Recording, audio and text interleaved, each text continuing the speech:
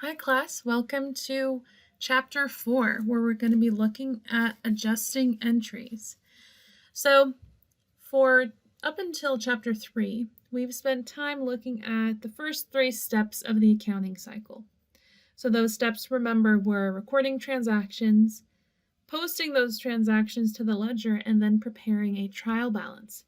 What this chapter is now going to go over is that 4th step in the accounting cycle, journalizing and posting those end of period adjustments, or what we call our adjusting entries. So why the need for adjusting entries in the first place? Well, for most companies, revenue isn't always earned when cash is received, right? There's usually a timing difference there. And same with expenses. Sometimes we incur expenses before we actually disperse that cash to actually pay for them. So because of those timing differences, adjusting entries are necessary. So the timing difference between cash flows and the actual recognition of revenue and expenses, that's what we would refer to as accruals and deferrals. Okay. So in this chapter, we're going to look at how accounting information is going to be adjusted for these accruals and deferrals before we set up those financial statements, because it's this 4th step in the accounting cycle that is absolutely necessary in order for us to set up those financial statements. Okay, so certain transactions are going to affect the revenue or expenses of 2 or more accounting periods. And these adjusting entries are very important because they're going to be needed at the end of each accounting period to make sure that the proper amount of revenue and the proper amount of expense is reported in that income statement. So at the end of the day, that's what these adjusting entries are for, to make sure we've updated revenues and expenses properly so that those proper amounts show up in the income statement.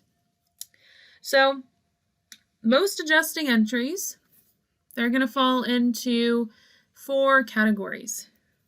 Okay, so we have 4 general categories of adjusting entries.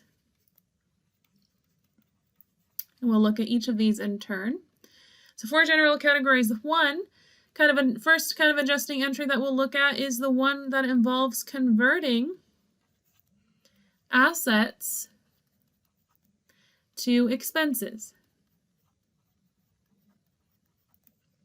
The second kind of adjusting entry involves converting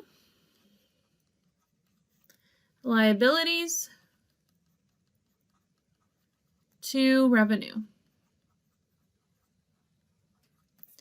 The third kind of adjusting entry is accruing unpaid expenses. And then lastly, our 4th category is accruing uncollected revenue.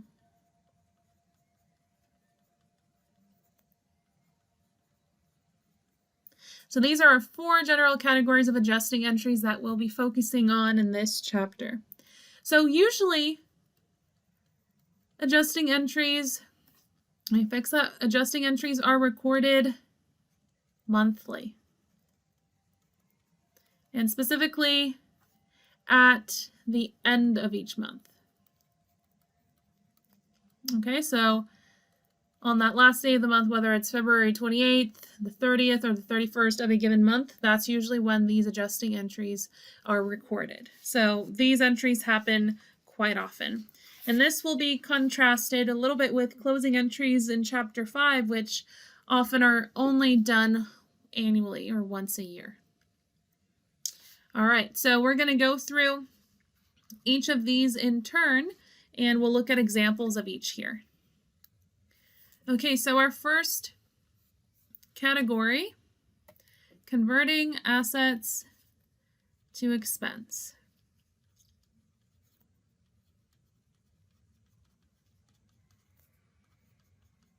All right.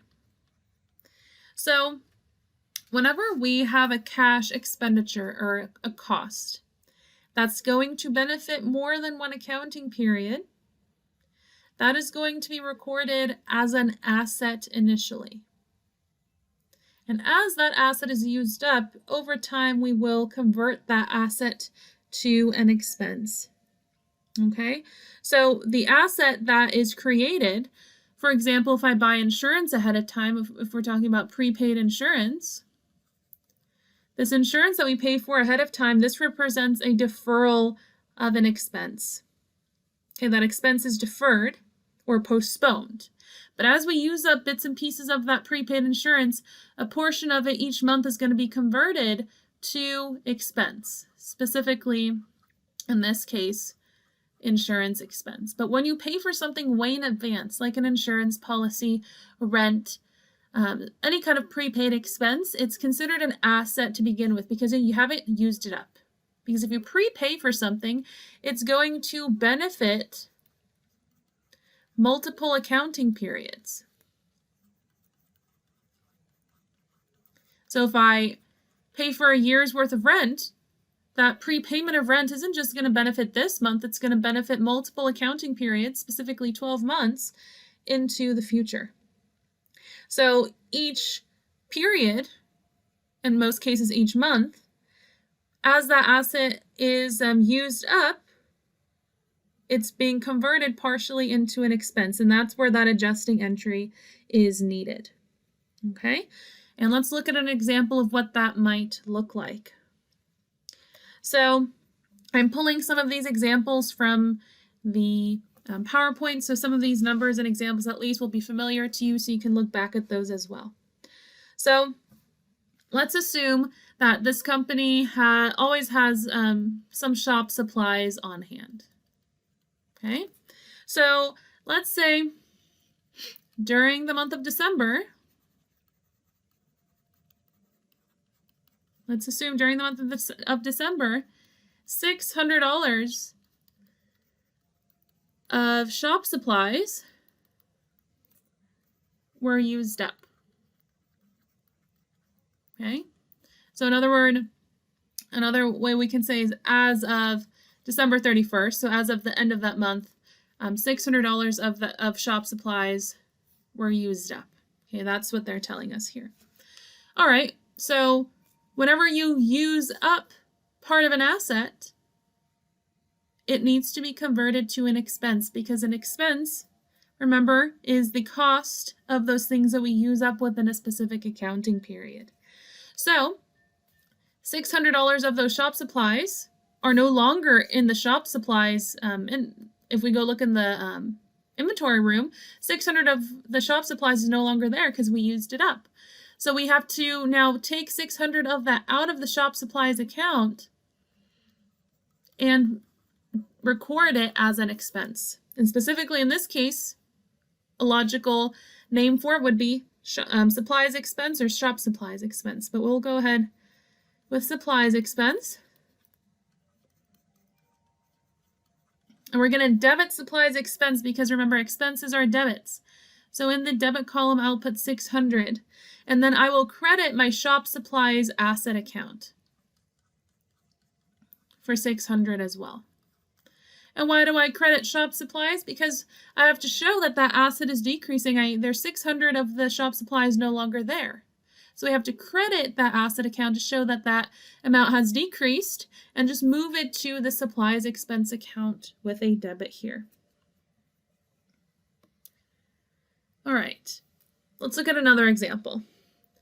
Let's assume that on March 1st, the company in question purchased a year-long insurance policy ahead of time, okay?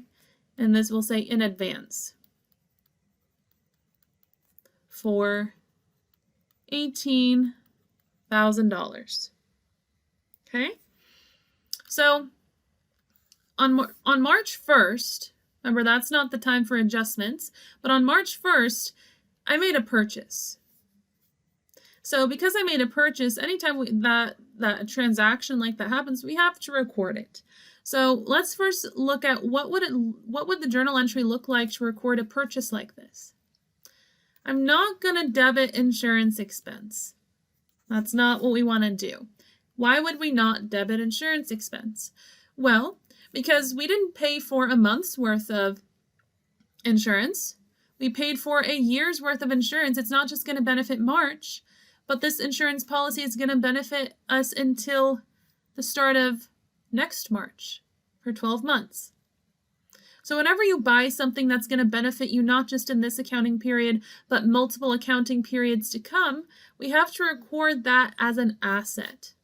However, if this was just the purchase of a 1-month insurance policy, we would likely just have recorded that as an expense right out of the gate because it's only going to benefit that single accounting period. But since this is going to benefit multiple accounting periods into the future, we're going to record it as an asset. Now, there's two common names for insurance that's paid for in advance. Some companies will use the account called prepaid insurance. But the alternate name for that that's also commonly used is just unexpired insurance. So you'll see both of those pop up. Either one of those will suffice.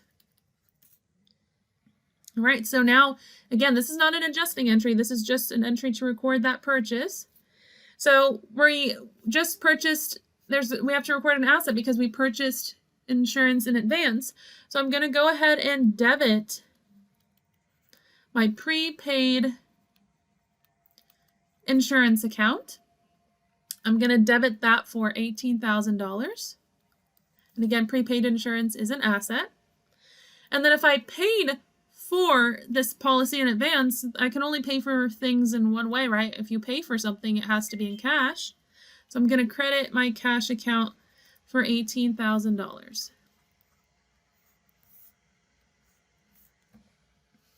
All right. And again, we haven't yet hit the adjusting entry. That's just the recording the purchase. But now, let's fast forward to March 31st. Once you hit March 31st, what has happened? 1 month of the policy has been used up or expired. Well, if a portion of my policy has been used up and expired, then I no longer have a full $18,000 in my prepaid insurance anymore. A portion of that $18,000 has been used up. So I need to now convert a portion of that prepaid insurance to insurance expense to show what I have used up. So remember, we had this $18,000 year-long policy. If that $18,000 represents 12 months, I can divide that $18,000 by 12 to figure out what amount I'm paying for technically, what I paid for per month in advance. And that comes out to $1,500 a month. So I've only used up 1/12 of that $18,000. So on March 31st, I actually have to create an adjusting entry. And that adjusting entry will look as follows. Again, we're converting a portion of this asset to an expense. If that asset is being converted partially into an expense, that asset's balance is dropping at the same time that an expense balance is increasing. So I'm going to debit insurance expense because expenses are debits when they are increasing.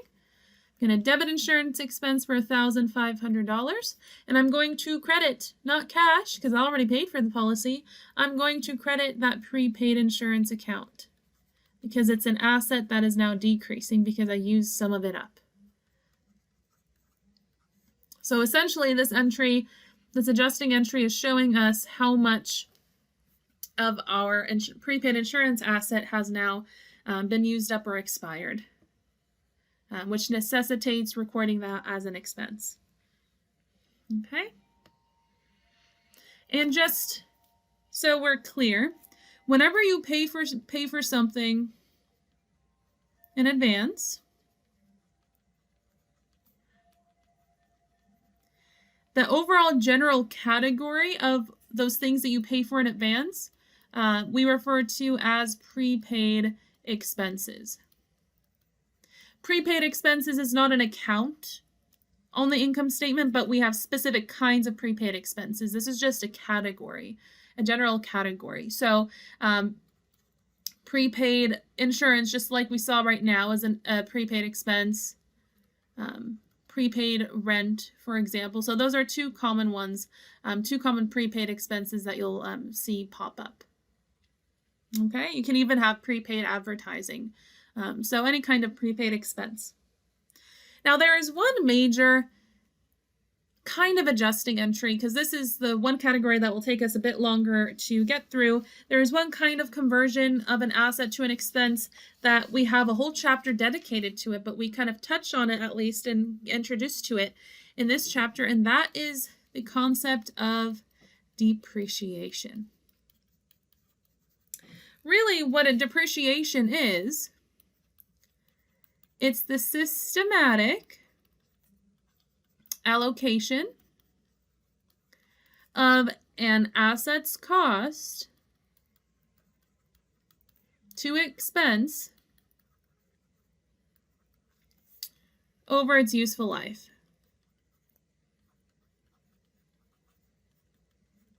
Okay?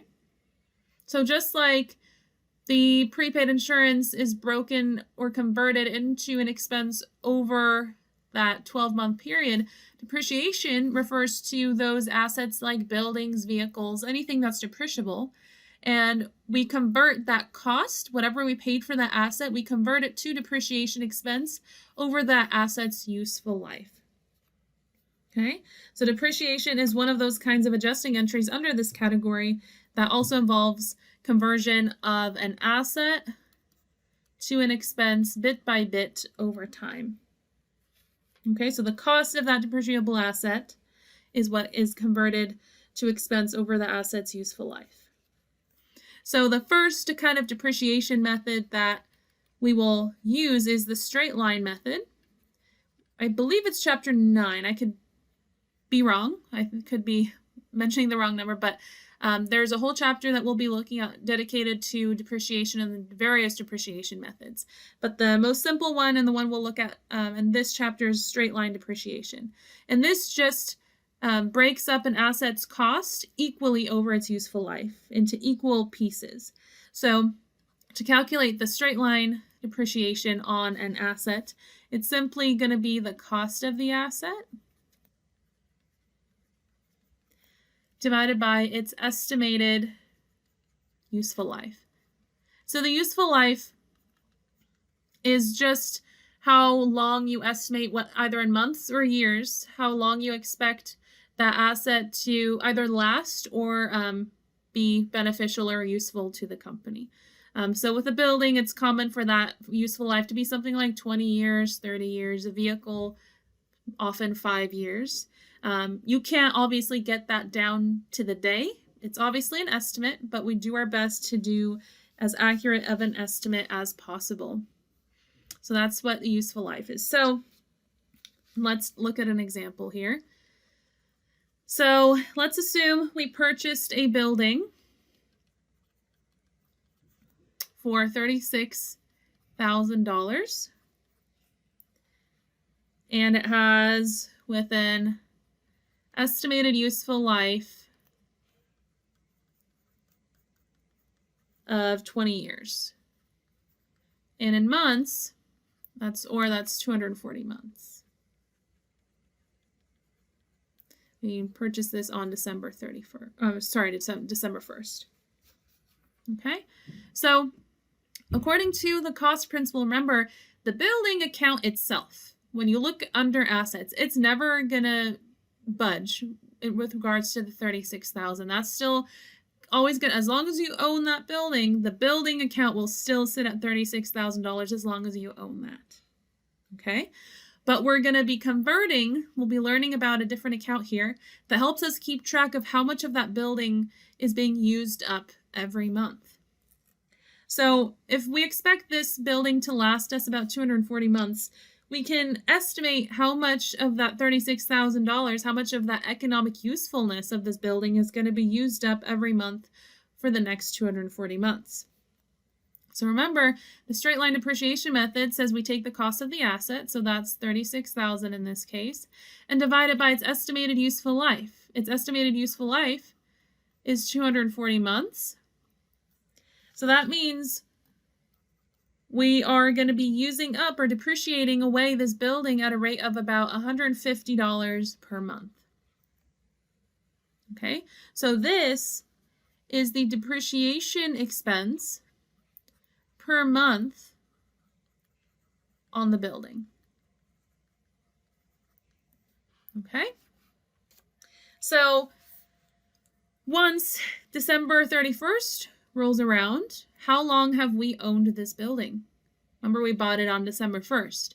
By the time December 31st rolls around, we've owned this building for 1 month. And if you've owned this building for 1 month, it has started to depreciate. It has depreciated. How much has it depreciated? Well, we found that it has depreciated by $150 1 month in. Okay? And again, that means we've used up about $150 of this asset's economic usefulness, because essentially this building is there to help us generate revenue. Okay? So 150 of that 36,000 has essentially been used up to help us generate revenue in this first month. So on December 31st, an adjusting entry is needed. Let me highlight that up there. So we're going to need to create an adjusting entry because it's the end of the month, but with regards to depreciation. So on December 31st, and every month for the next 20 years, we're going to have to record the following adjusting entry for the building's depreciation. So to record depreciation expense, you will debit an account called depreciation expense. And just like any other expense, it is debited when it goes up. But the account we credit is not what many of us might think. This is where a new account comes in that we haven't met yet. Remember, we said building, according to the cost principle, that building account cannot be touched, right? As long as you still own that building, the building will still be listed at its historical cost. We can't change that. So because I can't adjust that 36, I cannot go and credit building, right? That breaks that rule. That would, if I credit building for 150, then I'm going to be adjusting that 36. I cannot credit building. So because of that historical cost principle and that rule, accountants came up with an alternate account that keeps track of depreciation on specific assets. And that account is called accumulated depreciation. Accumulated depreciation, instead of actually crediting building outright, instead we credit accumulated depreciation instead.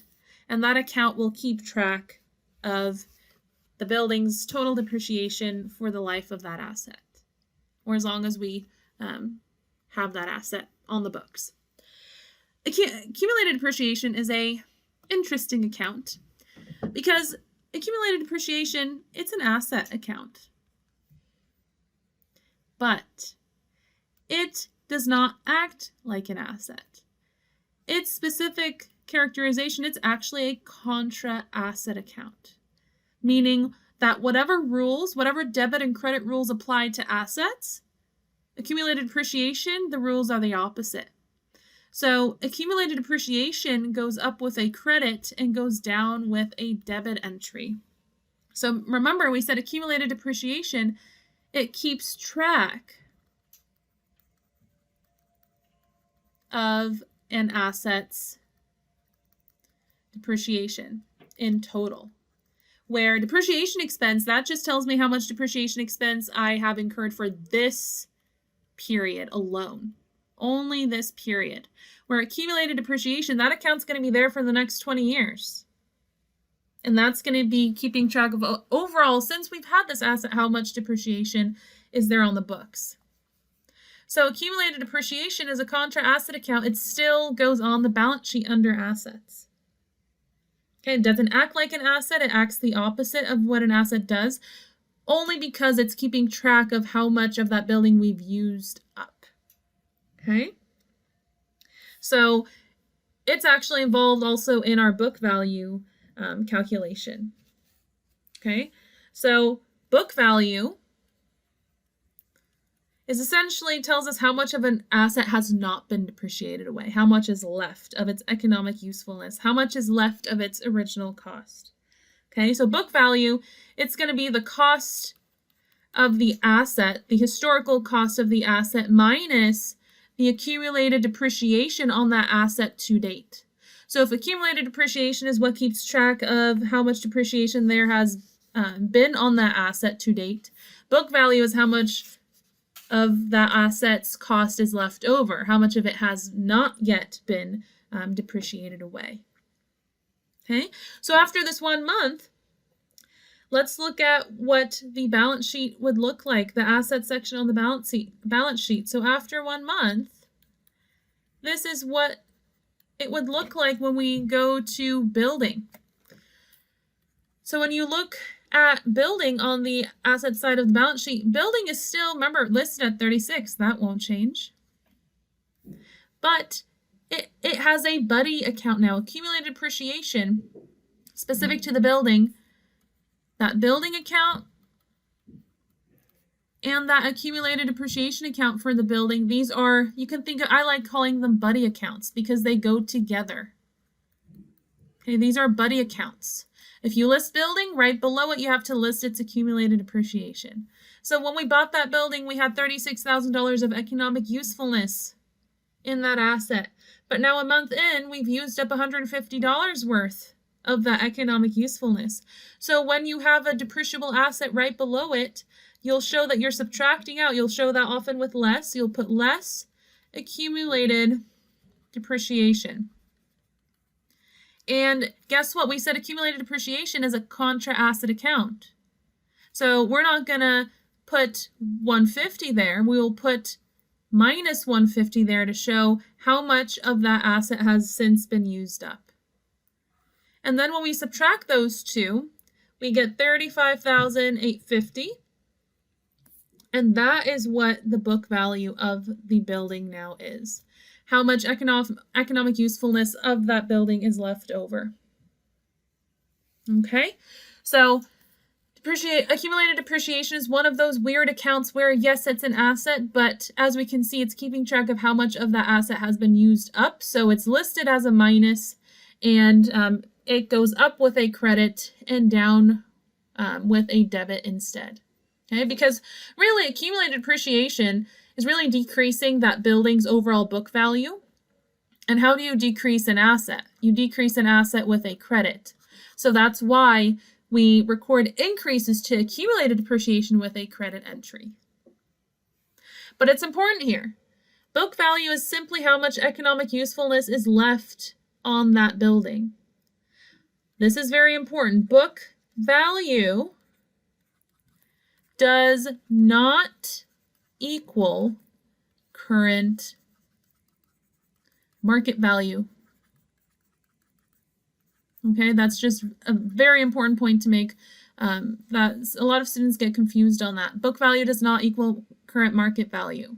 This has nothing to do with market value. I would need to go see an appraiser or actually talk with some expert to see what this building might be worth now, 1 month in. But the book value is simply how much is left of that building, of that building's economic usefulness, how much is left of what I initially paid for it in terms of economic usefulness, benefit to the firm. Okay, so book value and market value are not the same thing. So some important notes on depreciation. Depreciation, it's not an expense that we pay, right? In other words, it is a non-cash expense. Because when you look at that entry there, there's no, let me scroll up a little bit here. With that entry of depreciation expense, there's no accounts payable or there's no cash involved. Depreciation expense is never anything you pay. You paid for the building way ahead of time, right? And we're just going to convert it to an expense as we use up that building. So this is not going to be a cash outflow on the statement of cash flows, since it's a non-cash expense. It does not involve cash. So this is one kind of expense that we incur that will not involve cash. Okay? So again, you don't write a check for depreciation, you don't pay cash. It's simply an allocation of the asset's cost to expense over time. So you won't see that as an official cash outflow on that cash flow statement. All right, so since we're already 30 minutes in, I'm going to go ahead and pause this video, and we'll go over the next 3 categories of adjusting entries on the next video, and we'll continue there.